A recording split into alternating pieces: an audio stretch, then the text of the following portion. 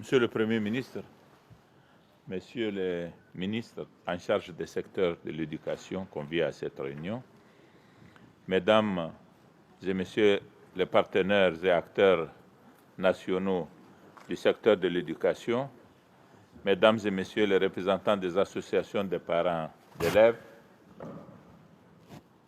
Mesdames et Messieurs les représentants des partenaires techniques et financiers du Niger, Mesdames et Messieurs, je suis très impressionné par le niveau et la qualité des participants à cette rencontre. Et vous remercier tous d'avoir accepté de venir ce matin partager avec nous la réflexion que nous nous proposons de démarrer sur le secteur de l'éducation au Niger. Vous vous souvenez que lors de mon discours d'investiture, le 2 avril dernier, j'avais particulièrement insisté sur la nécessité de faire en sorte que notre école sorte de la situation dans laquelle elle est aujourd'hui. Vous vous souvenez également que l'éducation fait partie des priorités, sinon elle constitue la priorité dans mon programme de campagne électorale que j'ai présenté aux Nigériens et sur la base duquel m'a été assurée mon élection.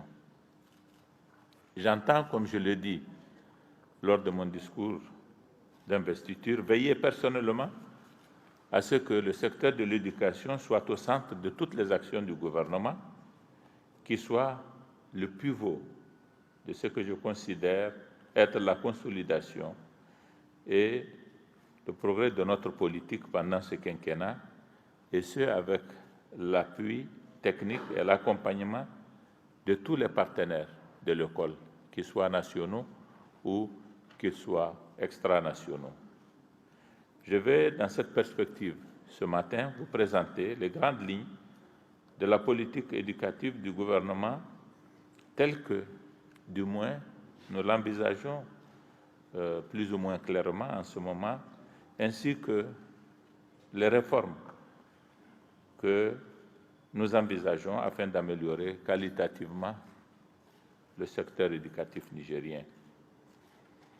Vous conviendrez avec moi qu'en la matière, des progrès doivent véritablement être accomplis, des efforts particuliers doivent être fournis pour surmonter les obstacles multiples et multiformes auxquels est confronté notre système. Les différents rapports relèvent une faiblesse constante des taux bruts de scolarisation et du maintien dans le système scolaire,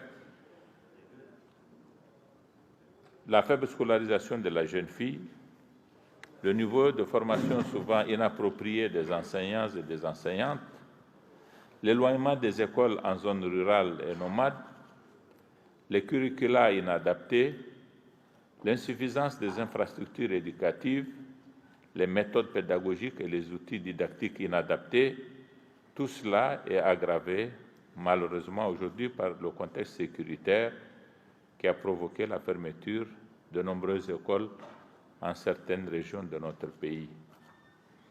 Je voudrais vous inviter tous à prendre la mesure de ces défis, à vous mobiliser afin que le Niger puisse réaliser des avancées significatives dans le sens de l'objectif numéro 4 des ODD, consistant à assurer l'accès à tous, l'accès de tous à une éducation de qualité, sur un pied d'égalité, et promouvoir les possibilités d'apprentissage tout au long de la vie.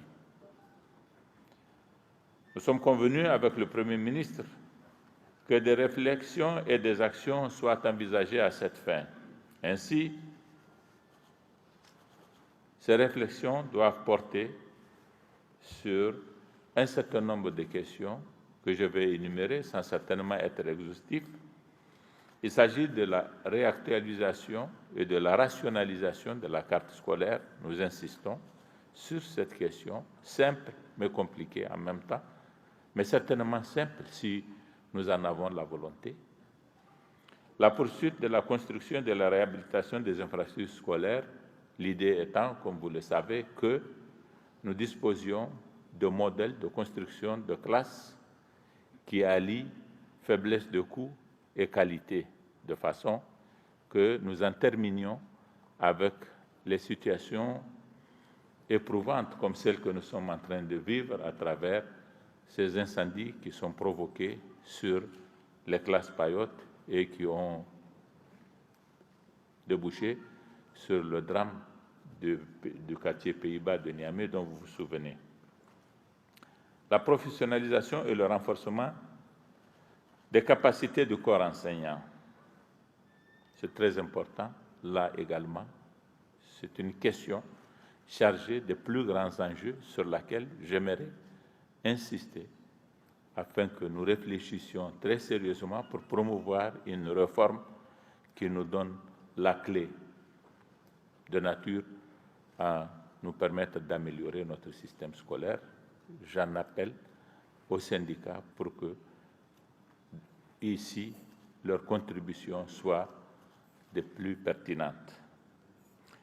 L'amélioration et l'adaptation des curricula pédagogiques, c'est une autre question à enjeu très fort sur laquelle certainement la réflexion tout le long des discussions que nous aurons pendant tout le temps que cette réforme nous occupera. Cette question doit être une question au centre de cette réflexion-là. Une supervision plus rigoureuse de l'enseignement privé, l'implication des communautés dans la réalisation et la réhabilitation des infrastructures scolaires et éducatives, le renforcement des programmes d'alphabétisation des adultes, la mise en place d'un programme de récupération des enfants déscolarisés. Aujourd'hui, nous allons commencer la réflexion sur le secteur de l'éducation, entendu au sens de l'enseignement général. Nous aurons une rencontre similaire sur l'enseignement technique et la formation professionnelle, parce que nous investissons beaucoup d'argent dans l'enseignement professionnel. J'aurai à revenir là-dessus lorsque ce sera ça le sujet central de notre débat, mais comme dans l'enseignement général, nous avons très peu de résultats, et cela est encore moins compréhensible. J'ai saisi l'occasion pour appeler les associations de parents d'élèves et tous les autres partenaires à être plus présents dans l'éducation, à accompagner l'administration et les enseignants dans la prise en charge éducative des enfants. L'éducation, ça ne doit pas être qu'une affaire des enseignants et de l'État, c'est une affaire de toute la société. Et nous devons trouver les formules qui nous permettent de mettre en place des modalités d'une implication encore plus consistante des communautés. Ainsi, des consultations et des réflexions seront engagées afin de rétablir l'enseignant dans son autorité et ses prérogatives. Dans le même sens, les enseignants, bien sûr en retour, doivent faire preuve d'exemplarité et de déontologie afin que notre système éducatif soit efficace dans ses objectifs et dans ses résultats. J'ai demandé à Monsieur le Premier ministre de veiller à ce que l'organisation des examens et concours fasse l'objet d'attention et de soins très particuliers afin de renforcer la crédibilité des diplômes et la crédibilité de notre système d'enseignement, tout simplement. Sur cette question, nous prendrons des mesures qui ne laisseront pas place à quelque aléa que ce soit. Mesdames et messieurs, voici de façon synthétique mes ambitions pour notre système éducatif. J'ai souhaité cette rencontre afin, mesdames et messieurs, de vous écouter et de prendre note de vos avis, de vos remarques, de vos propositions qui seront prises en compte dans la mise en œuvre de notre programme. Et je conçois la mise en œuvre de ce programme quelque chose d'interactif qui doit se passer dans le cadre d'un dialogue permanent avec l'ensemble des partenaires de l'éducation. Nous n'avons pas le droit à l'échec dans ce secteur parce que nous avons beaucoup de devoirs vis-à-vis de notre pays et vis-à-vis de son peuple. Le Premier ministre, les ministres en charge du secteur de l'éducation et moi-même sommes à votre écoute. Je vous remercie.